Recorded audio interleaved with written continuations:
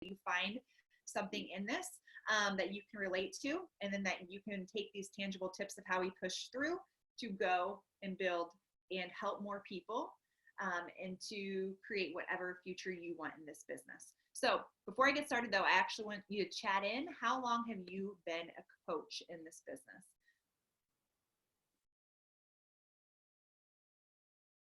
Oh man, I see some old timers on here. What up, old timers? Yeah, some new timers too. I see you. 6 months, 2.5 months, 4 months. All right, cool. Let's kick it off. Oh, what did I just do? I'm viewing someone's screen. I'm sorry. I don't know what I just pushed. Hold on. Okay. There we go. All right. Here we go. So, my name is Ruth Schroner. In case you don't know, I'm not going to go full backstory. I'm just going to keep it very short. But I'm from a very, very small town. I grew up in a small town called Leroy, Kansas. I actually graduated with 33 people in my high school class. That's after we combined high schools my senior year. So I am a small town girl. And in this small town, I have seen a lot of MLM companies come through. Like lots of shake companies have come through my small town. I always saw people in my small town doing these companies, doing multi-level marketing, and I never wanted to ever be part of it. And I definitely never wanted to be part of any company that had a shake. I didn't. I did not. It was not my goal in life. So when I stumbled upon this opportunity, one, I thank God that he put it in my life, because it was meant to be at the right moment in time when I stumbled upon this opportunity and I needed it. Plus, I really heavily believed in Beachbody fitness programs before I even said yes to coaching. So I came in 100% in love with insanity. I had Shanti. I actually used to, like, don't tell anyone, I used to burn copies of that for people. I didn't realize Beachbody was like a at-home business too. I didn't even know. So I used to be like pirating this stuff. I stopped doing that, obviously, when I learned that it's actually a business that you can grow. And so I joined this business, and I was terrified. Just so you know, especially if you are a brand new coach, before I opened my Beachbody business in July, I had posted 2 times in that 6 months before becoming a coach. So anyone on here have a fear of posting on social media? You can get over it. I promise you that, because I did. I had a huge fear of posting on social media. Prior to becoming a coach that year, I had posted on social media twice, and one was about my husband, and the other was a profile picture change. Okay, so 2 times. And then I joined a social media business, even though I was terrified of sharing on social media. Okay, so here's what happened with my business. So I decided to go all in, and I knew that it was going to be very important for me to become a product of the product, right? I had to know that I believed in what I was sharing with people. And so I started with 21 Day Fix. And with 21 Day Fix, I went all in, balls to the wall. I was determined to get the best results possible. And on day 7, I got these crazy awesome results. Okay, I posted my awesome results on day 7 to my social media, but I hadn't even come out yet and said I was a coach. So people didn't actually know I was coaching it. I was tippy-toeing around it. Okay, so I was like posting my health and fitness journey, but people didn't even know I was actually a legitimate coach yet, because I hadn't even told them. So on day 7, I posted my results, or my progress, I should say. I posted my progress on day 7 to my social media, and I'm still tippy-toeing around it. I was like, and if you have fitness goals, I'll help you, but I was still tippy-toeing around because I was scared. I was terrified of telling people I was part of this business. I was like, what will people think? I had a huge fear of what people would think of me. And so I did the same thing on day 14. Well, here's what happened on the day before, actually. So I joined the very end of June. And I always say I started coaching July, because I didn't make my first I am a coach post until July. And I started my 21 Day Fix the very, very, very end of June. And the second week of it was July 4th. So I was still doing my first round of 21 Day Fix on July 4th weekend. I lived in Raleigh, North Carolina at that time. We had just moved there a year before, and I didn't have very many friends there yet. So I actually had like probably 3 real life friends in Raleigh. And when you only have, anyone ever been in that situation, you move to a new city, you don't have any like real life friends yet. And so I only had 3 friends in the city. I really didn't want to burn any bridges. They all really meant something to me because I only had 3 friends in real life at that time. And so their opinion meant something. And so it was 4th of July, and I was at my friend's 4th of July party. And this friend who was hosting the party, I worked with her. She was one of my colleagues at work. And she was also one of the only people who I had admitted to being a coach to, you guys.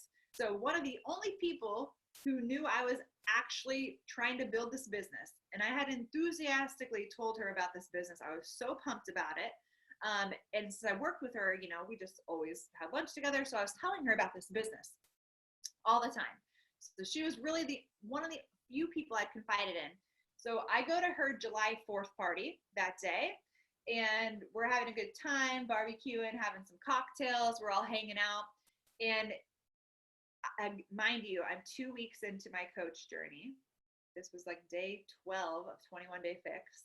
I remember specifically because I was thinking about my chips and my guacamole and swapping my drinks for my carbs, right? Because I was determined. And we're sitting on the side of the pool, and something gets brought up about Beachbody, and she looks at me and she says, I think it's all fake. It's just a gimmick. That's what she said to me, you guys. I was 14 days into coaching. The only people I had helped at this time were my mom and my sister, and that was it. And Ben, my husband. So that's how I had success till my first month, is I enrolled my mom and my sister and Ben. So I had bought 2 challenge packs at this point. I had spent more money than I had made. And I was 14 days into this, and I was terrified. And this woman, my friend, looks at me and says this to me. And 5 minutes later, I'm in the bathroom crying. Pivotal moment in my business. I wanted to quit. I had no reason to stay. I had no reason to stick around if I looked at, you know, my investment and how many people I'd helped and how well it was going for me. Because at this point, it really wasn't going anywhere because I hadn't even told people on social media I was a coach yet. I could have walked away that day, but I didn't. And here's why. Number 1, I knew what my vision was for this business. I came into this business because I needed to change my life. And I knew that if I didn't do anything at that time in 2014, my life was actually going to get harder. I knew that Ben and I would want to have kids in the future. And I knew that if I didn't do something to change my financial situation, when we had kids, life was going to get 10 times harder. We were already fighting about money in 2014, and we didn't have children. And I knew that when we had kids, if I didn't change something, I was going to bring kids into our family, and they were going to grow up in a household where they saw their parents fight about money all the time. And I wanted to break that cycle for my family because I grew up in a family where I saw my parents fight about money all the time. And from the time I was a little girl, my earliest childhood memories, some of them are around the stress of money. And I remember watching my parents fight about money as a child. And I did not want to bring my kids into that type of lifestyle. And I promised myself, I promised my future kids, I would do everything in my ability to put in the work to change their life for them. I didn't even have kids yet at this time, you guys. But if you do have kids, and if you are in a position that I was in 2014, and I knew that I would be raising kids in a family where they saw me and Ben, we were fighting about money constantly in 2014.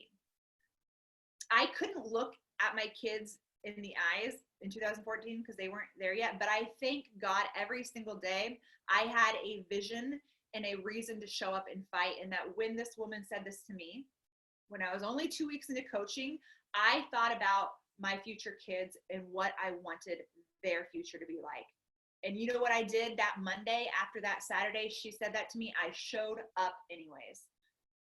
Other people's opinions of me and what I do not pay my bills, and they do not provide for my family. And so it did not matter to me what she thought.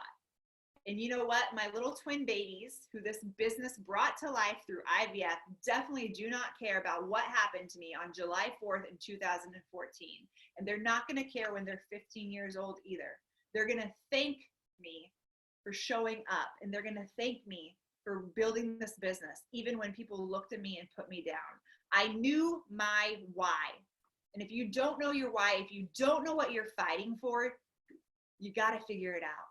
You've got to figure out what you're fighting for, because somebody at some point is going to say something mean and nasty to you.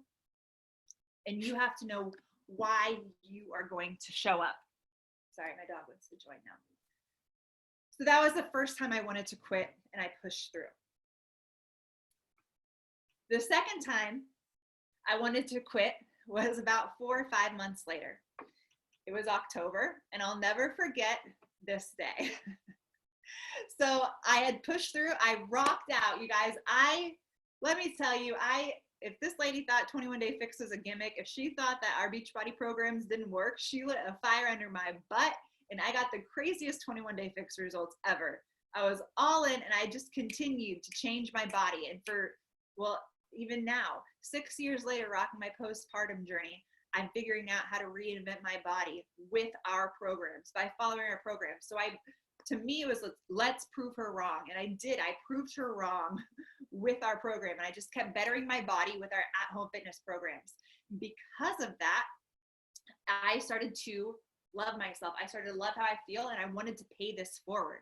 And I could not help but to tell everybody about this program that had changed my life. And so I was helping a lot of people every single month. Every month because every week I'd post, I post, and I still post, go look at my Instagram. I post my progress every 7 days. And that's what I did as a new coach. And that's what helped my business grow in the beginning. Another tangible tip for you. Did you post your progress pictures today for the program you're currently doing? Do you do that every 7 days? That's what I did when I was a brand new coach. And because of that, I was building traction with my following. They were seeing me improve every single day. And so I was hitting Success Club as a new coach. I was hitting Success Club. I was building my team. I hit Diamond by the time October rolled around. And it was at this point that my upline coach asked me to do a team call. So it was a Monday night. That's when her team calls are held. And it was my first time. I was the person speaking on the team call, right? And I was like, oh my gosh, I'm the Diamond coach tonight that's giving this training, that's telling people how to build their business. It was also the same time in my business that everything started to slow down. I think it was October 13th. I'll never forget this day, because it had been like 2 weeks of me inviting and me posting on social media and nobody enrolling. Nobody enrolled with me. It was going on week number 3 of me inviting and following up and posting and inviting more and following up and inviting and posting more. And I got crickets. I got no's. It's not right now. I can't do it right now, X, Y, and Z. I had so many people tell me no. And I thought to myself, I was at this point, what is that, 4 or 5 months into coaching. And I thought to myself, that's it. I had my lucky streak. I had my lucky run, and it's over. That was it. That's the end of my business. And I am done now. So that was a great 4-month run with Beachbody. I hit Diamond rank, and now I lost Diamond rank like a week later. I got Diamond, and I lost it a week later. And I was like, that's it. Like, that was a fun little business, wasn't it? And I remember me going to get on her call, and I felt like such a fraud. Here I was, this Diamond coach who then dropped out of Diamond and then had to get it back. And I thought, like, how do I get on this call? How do I tell these people, like, here's how to build a business when I haven't enrolled anyone for weeks on end, and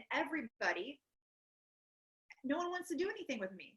I cried. I'll never forget sitting at my kitchen table crying before I got on to do this video call and tell everyone how to build their business. And I was just freaking out, you guys, and I wanted to quit. I wanted to quit on that day. I was like, I can't do this call. I don't know what to say. No one wants to enroll with me anyways. I'm a fake leader. I'm a fake diamond coach, and I have a fake business. I don't know what I'm doing, and I wanted to quit and walk away. Here's what I did that day. I sucked it up, and I said to myself, Ruth, you signed up to run a business. Nobody promised you it was going to be easy. Nobody said that people would come banging down your door to build this business. You knew it would get hard. You knew it would get hard. And I said, you're going to show up anyways. I got on that call that night. I shared my tips and tricks. And then do you know what I did the next day? I got back to work. I trusted the process. I said, yeah, this is a business, and there are going to be highs and there are going to be lows. And just because you're having a bad day, a bad week, a bad month, a bad year, doesn't mean you walk away. I said, I truly did say this to myself, when I committed to this business, I said I would fail for 3 years before I quit.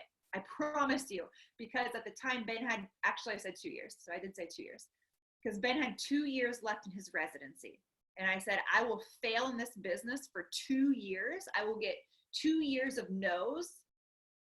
And if at the end of 2 years, I don't have a business, then I'll give myself permission to quit. So here it was 4 months in, and I wanted to quit because everyone was telling me no. Nobody was liking my Facebook post. No one was commenting on my Facebook post, and I wanted to run away. I lost my rank, and I wanted to run away and hide. But I committed to it, and I committed to showing up even when I wasn't motivated, even when people weren't saying yes, even when it was hard. This is the same thing, the same mentality, the same work ethic that carried me through a year of infertility and then another year of infertility treatments and IVF. The same mentality that pushed me through. With that, I remembered my why, but then I got strategic. And I thought to myself, if everyone is saying no, what can I do to change that? And if I ran my well out, if I used up all of my warm market, what can I do to change that? And so I'm not going to go into specific strategies, you guys, about this, but I want to tell you the mindset I had is I'm in charge of my business. And if my well has ran dry and I've used up my entire warm market, so what? There are ways to grow your network. And so I got to analyzing and I got to thinking long-term about my business. How do I grow my following on Facebook? How do I grow my following on Instagram? And I started not just watching the trainings that are in the Beachbody Champions page, because if you're like, where do I look? Beachbody Champions is a great place to start.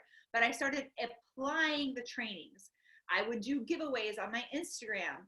I would do tag a friends. I would do free groups in which I was strategic. I wasn't just running a free group. I was strategic in how am I going to use this to meet 100 more people during this free group? How am I going to build relationships with this? And I got strategic in growing my network. I applied all the trainings that already exist for you, okay? Then I looked at my messages and I started critiquing. How was I following up? How was I creating urgency? Was I ending every single message with a question? Newsflash, if you're not ending every single message with a question, you're not giving people the opportunity to respond to you, okay? And I started analyzing and I started to look at everything that I sent, and then I started thinking, how can I do it better? How do I reword this? How do I ask a better question? How do I follow up in a way that gets them to close today, okay? and I did the things I saw successful coaches doing. And even though maybe I couldn't see myself being a top 10 coach at that time, I worked like a top 10 coach. And I said, what did that top 10 coach do that worked? I remember watching Bonnie's training and Lindsay Matway's trainings and Anita Myron's trainings and saying, okay, they did this. So I'm going to trust it and I'm going to do it too. I'm going to trust this process and I'm going to do it too.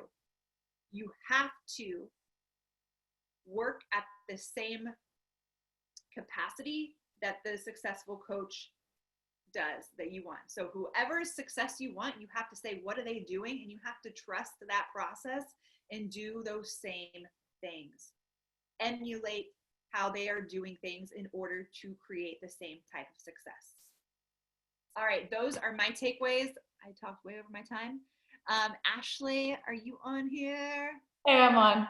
Should we just end it now? Should we just stop it there? Ruth, take it away, girl. That was awesome.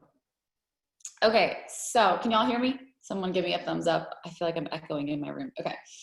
So I'm Ashley Smith, if you guys don't know who I am, and I'll tell you a quick little bit about myself as well, since I know we're kind of going long here for y'all. But so I have been a coach for 5 years now, just hit my 5th year anniversary on, I think, the 3rd of this month, the 4th of this month. So when I found coaching, I was not searching for it necessarily. I was teaching full-time. I taught middle school Spanish for years, and we were getting ready to start trying for a family, and I wanted to be home with them. However, I also like to work. So I was trying to think of, okay, what kind of things could I do? I was trying to create something out of jars and random stuff to sell on Etsy. I was like, somehow I'm going to think of a business. And clearly that did not work out. So after being asked like multiple times, some really tacky ways, some really, just like the type of coach you really don't want to be asked by, just super tacky. And I'd said no many times. And then for some reason I said yes. And I joined a sneak peek that was hosted by Micah Folsom. And she's not my actual upline. She's like 3 above me, but I've learned everything I know from her. And, but I joined her sneak peek and I saw myself in this one girl's story. Tara Bilek was sharing about coming home from teaching, and she was sitting in her car and she was crying, and I just I could feel myself sitting there in that car with her. And she was just talking about how excited she was that she was coming home from teaching. She was going to be home with her babies, and no one was ever going to have to take them to the bus stop but her.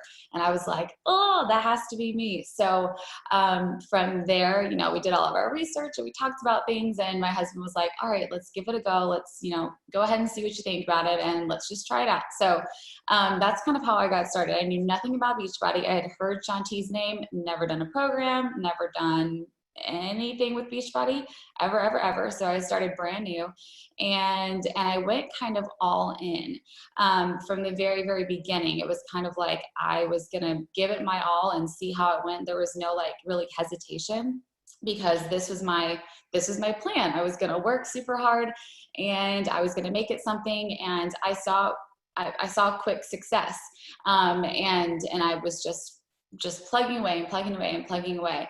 And so that's kind of how it was for the first few years, was really being consistent, was growing an awesome team, was skyrocketing through there. After my first year, my second year as a coach, I was a top 10 coach. And then 2 years after that as well.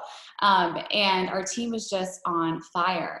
And when I was talking about this with Ruth, and we were talking about, okay, what are some of the times that we kind of felt like we wanted to quit. And, I'll say I haven't really had a time where I necessarily was like, for real, I'm piecing out, I'm quitting. However, when I think about it in the mindset of, okay, quitting would really be a lot easier right now than trying to stick it through this. I definitely have felt that many times.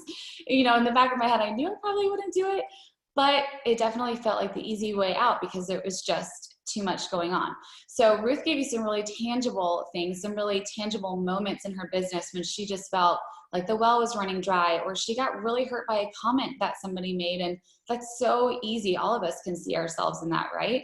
So for me, one of my first times when I really struggled with pushing through and with staying afloat and feeling like this is something that I could still keep up with was my third year as a coach. I think it was my third year. I'm like getting all the years messed up, but it was my second year that our team became a top 10 team. In that year, it was a hard year. This is not like everything went dry or like my invites weren't working. This is like an emotional thing, like a family thing, like a personal thing. Like how many of you guys have gone through something, maybe thinking about a time when you felt like you wanted to quit or like life was just a little bit too hard to stick with this. And it was like an emotional thing. I'm sure many of you guys have had moments in your life, family things or just relational things that have really, really caused you to struggle. So that's this for me. This was the year that our team, like I said, at the end of the year got announced as a top 10 team. And it was the hardest year of my life. My sister got diagnosed with cancer. So we went through a year of chemo with her. And it was super, super hard. And so then later that year, obviously, I had a baby as well. So I now had 2 kids under like 2.5. They're like really little. So I had 2 kids under 2. We moved that year. My mom, we had shipped her off, not shipped her off. That sounds horrible. We had sent her away to 2 facilities for Lyme disease treatment because she was so sick. She couldn't even get out of bed. Then during that time, we also found out that my dad had been cheating on her for years, like multiple times, really horrible. And that later that year, they got divorced and he got remarried like the day after they got divorced. So just a really hard year. Now, again, that's not stuff that really had to do with me, right? However, it affected everything. Every single little bit of my family was affected. And my husband and I were very much the cornerstone of our family. We are the ones that are there through all the crazy, we call it like a swirl, like we're here and then everything else is swirling around us. Because we've done so much work on ourselves and so much counseling and personal development. And like, it's like part of my job. But it felt so overwhelming. I literally felt like I was drowning. There was just something coming at me from every single side. Like, I don't know if you guys have ever felt that way. Like you feel like you're here and there's all this stuff swirling around you and you're like, how in the world am I going to stay afloat? That is how I felt that year. Because there was just so much going on that I'm like, the easy thing to do, like obviously would just be to cut out Beachbody, right? Would just be to cut out the thing that, I spend time on every single day so that I can give more of me to all these people that need me, right? And that obviously we all know is like not the right decision. So I had to kind of think about, all right, obviously I know I'm not going to do that. So how can I think about this differently? What can I lean into? So obviously the cliche answer is personal development. I really did lean into personal development. That was a way that mentally I was able to still feed my mind, because for me, I was being sucked out. Things were being sucked out of me from all directions, right? And when we don't fill our own well, we are so empty that we cannot be there for other people and you cannot be there for your business. So I leaned into personal development. That was really something that super helped me to just be mentally sane enough to handle all the things going on and to find myself in a good place. A very tangible thing that I did was I made a list. I made a list of things that were actionable items that were going to move my business forward. You guys, you're going to go through seasons in your business when you are like total full force. You've got hours where you're working. Maybe you've got sitters helping you with your kids. Maybe you've got, big goals that you're working for, and you've got all the time in the world to work on them. And for me, I didn't have that, and I didn't mentally have that either. And so I wrote down lists, and I had 2 columns, things that were actionable items that were going to move my business forward, and other things that were nice to do's and awesome things to do if I had time to get to them that day. And if not, then I pushed them to the next day, and I figured out where they were going to fit in my schedule. Every season that you go through is going to change. You're going to have seasons where you can put so much time in, and others where you have to make the time. You've got to stretch the time that you have. You have 1 hour. You have to make that the dang best hour that you have and do the things that you have to do to move your business forward. That is not scrolling. That is not comparing. This is a season where I did not look anywhere but here. And I fully believe that is how our team still became a top 10 team. I have no idea how, because I feel like I was just all like this, and I was working super hard, but mentally I was so all over the place that it was a really hard thing. But I kept my vision down. like tunnel vision. And I did the things that I knew were going to move my business forward. So the connecting, the inviting, yes, the personal development, yes, the fitness. I leaned into my team, into my leaders that were around me, and we collaborated and we worked on things, and we lifted each other up. There's so much power in numbers, not numbers of people, but numbers of you as your team, of other people who are around you, other mentorship pods. There's so much power in that, and asking for help. And so those were a couple of things that I really did during that time. And also leaning into like fitness, you guys. I always laugh about this because I think I said it as like my slogan, like all the time. I was like, fitness was my therapy. And that was a way that, we a lot of times it just kind of becomes a second nature thing, but it's such an important part of what we have brought into our business and into your lifestyle is the fitness aspect. And it can be so many things. Yes, physical, but for me, my, workouts and everything every single day. I've got 3 kids now under 4, and it's crazy. For me, it is sanity. It is that thing that can just give me a minute to just release everything I wanted. I can't tell you how many times I cried on that workout mat. I screamed, I punched it, but I used that because this is a really emotional, very hard season for me. It wasn't about things that were necessarily going wrong in my business. It was everything else going wrong in my life. And so I used my business as a way to really get through that. All the different little aspects of what we do as coaches, I use those as a way to keep me consistent, to keep me moving forward. And that was the only way that I was able to then give what I needed to my family, to my mom, to my sister, to my husband, to my kids. That was the only way that I was able to show up for them. So, okay, now let's talk about the second time that I kind of struggled. And this is actually like earlier this year. So I've been a coach for 5 years, and it's like kind of crazy to me because when I began coaching, I kind of laughed and I was like, obviously this is like my 3-year plan. Like there's no way I'm going to be coaching 5 years, like to me, that's like just so huge.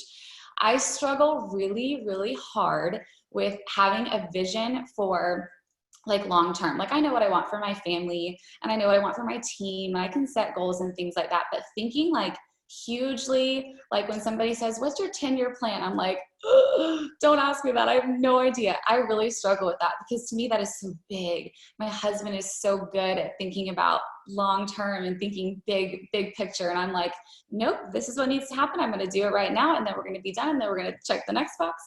And that is something that I really struggle with.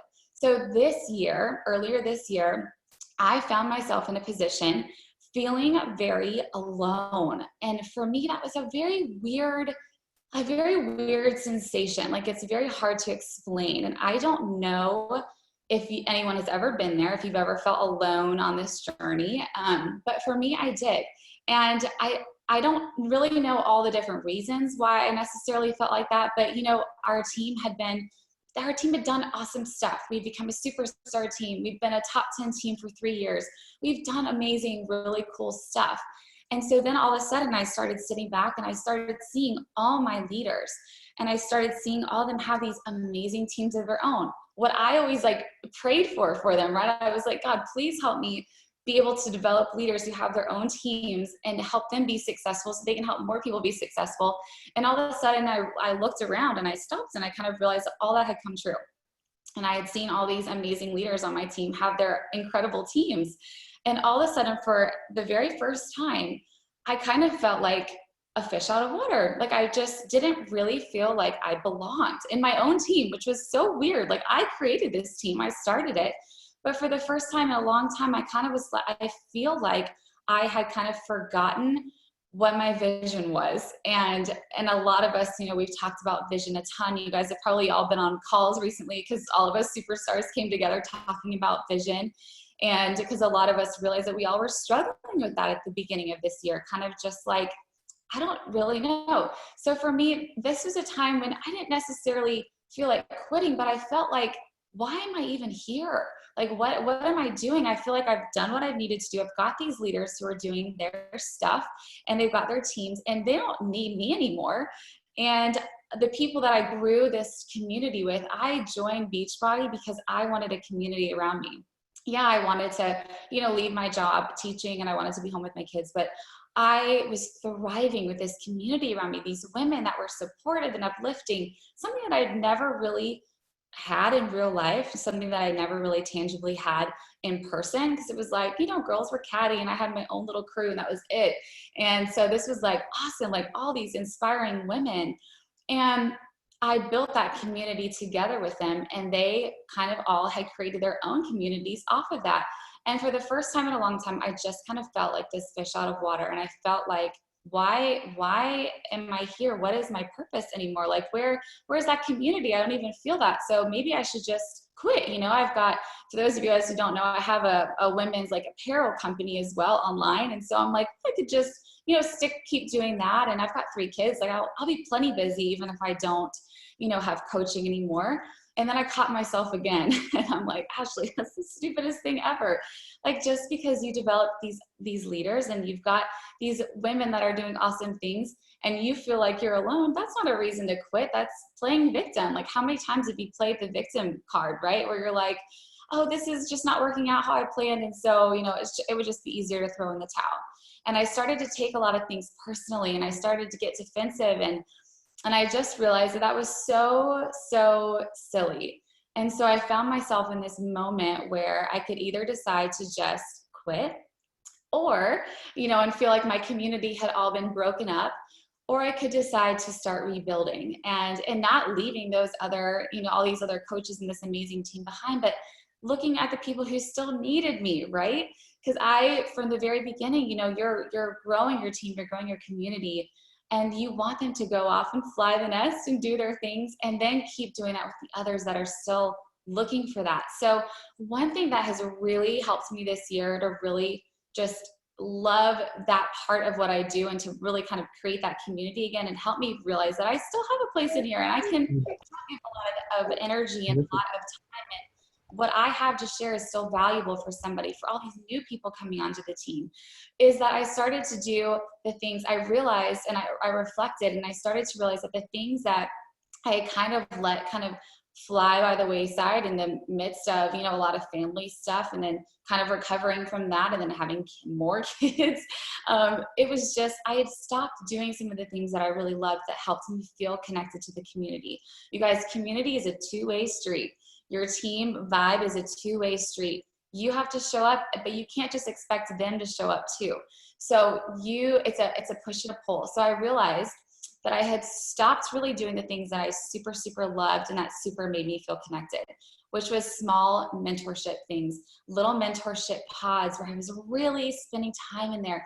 I was spending so much time just kind of on my own business and getting in my own head, that then I started to realize, I'm like, there's still people that need me. So doing little mentorship things and fun challenges with coaches, and just doing things that would get the team reinvigorated, was something that really reminded me of what brought me here in the first place.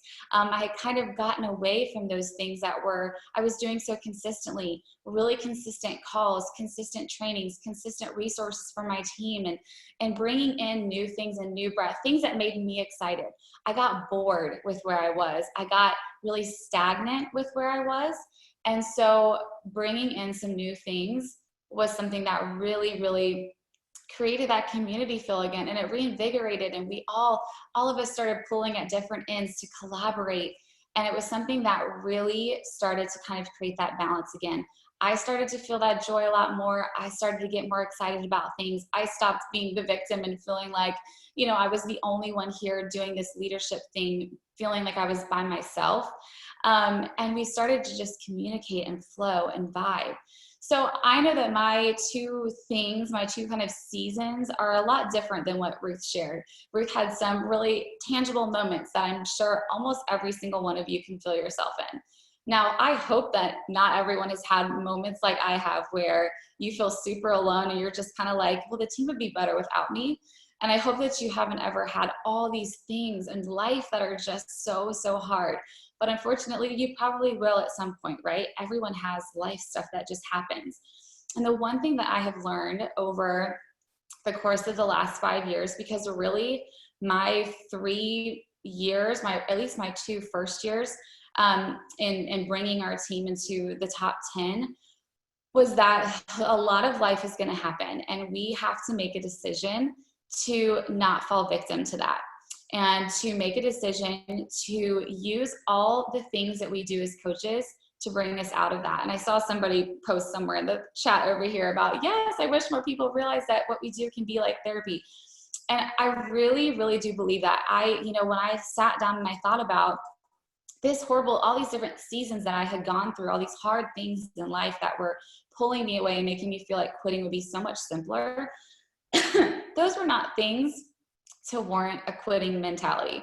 They just weren't. Why would I quit and lose everything that I had been gaining? Why would I quit and lose everything that I had gained? I had gained friendships and community. Personal development had given me a sound mind and a time, a place, an awareness of myself and my body and my mental capacity to interact with people. Why would I give that up? Why would I give up the fitness aspect? Why would I give up using that as a way to, fuel me personally to show up every single day the best that I can? Why would I give that up as the time to use it as therapy to work through some of the hardest times in my life? Why would I give that up as a thing that I use to teach my kids to be strong? My kids are all under 4 and they all work out with me like almost every single day. It's something that has been a part of our family, and it's been an amazing teaching tool for them. Why would I give up the community and the friendships and the relationships that I've had throughout this journey? Because those are some of the things, some of those people were some of the only reasons why I showed up every single day during that time, that season, where I kind of just felt like I wanted to throw in the towel.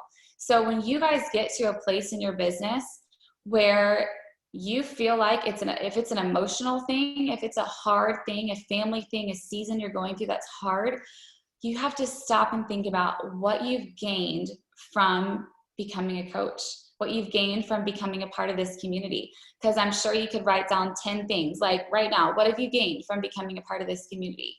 Because what I see when I have coaches in my community who've quit, the second they quit, they stop being a part of the team, right? They stop really connecting with us, even though, we've talked every single day for 3 years. And the second that they quit, they're like, oh no, we'll still talk, we'll still hang out, we'll still be a part of this. I just want to not build my business as much right now. They stop talking to you, right? They start doing their own thing. They stop their fitness journey. A lot of times I see coaches of mine and they stop working out. They stop eating right. They start having a lot of struggles in their personal life. There's so many things, you guys, that you have gained from becoming a coach within just like the first week of starting to do your vital behaviors. And the second that you quit, you lose that. You start to let that just seep out, maybe not intentionally, but it just happens.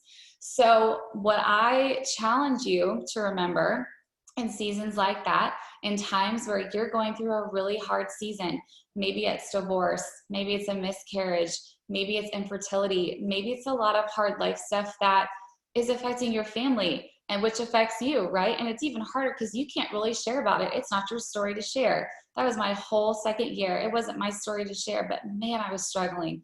And I had to figure out how to use those things to fuel me, to plug into my business, and to find little nuggets of truth and little silver linings that I can still share with people to encourage and inspire them with my resilience, with my determination to show up, with my consistency, and with my ability to still be a positive light. You guys, what we do as coaches, we have the ability to be a light in the midst of so many dark places. And I think that's one of the coolest things that we get to do. So when you feel like you're going to find a place and find a reason to quit, and you're like really teetering on that balance beam of, I think I'm going to quit. I can't do this. Challenge yourself to think about, if I was to quit right now, what are all the things that I've gained that I would lose today? Like, is it worth it? Is it really worth it? Because for me, it wasn't. And so I had to realize that, and realize that if I was to quit today, it's not worth losing my routine with fitness, my routine with starting to eat right and have a healthy self-image and self-awareness and body image. It wasn't worth losing my ability to change my relationship with my husband and with my kids and so many things that I had experienced. So But Ruth and I wanted to just share with you is two total end of the spectrums, like two totally opposite things, because for us, we both experienced two totally different things in our businesses that really caused us to question, like, am I cut out for this? Like, can I really do this? And is it really worth it?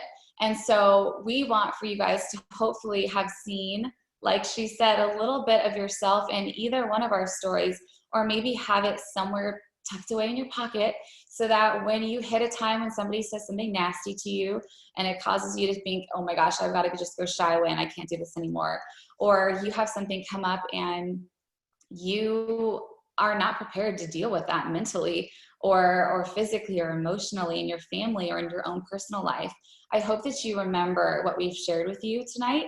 And I hope that it serves as a way for you to just remind yourself, like, what are all the things that have affected me because of this business? And why would I let somebody else dictate me not showing up again? You know, for Ruth, for her having somebody say something nasty to her, why would she let somebody else determine that? You know, why would she let somebody decide for her that she wasn't worthy of doing this business?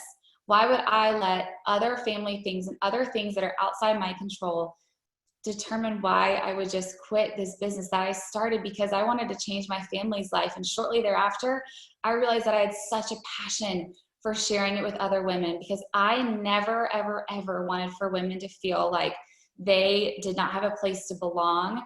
I never wanted them to feel like they, you know, were not worthy of doing something different, because those were two things that I really felt when I became a coach.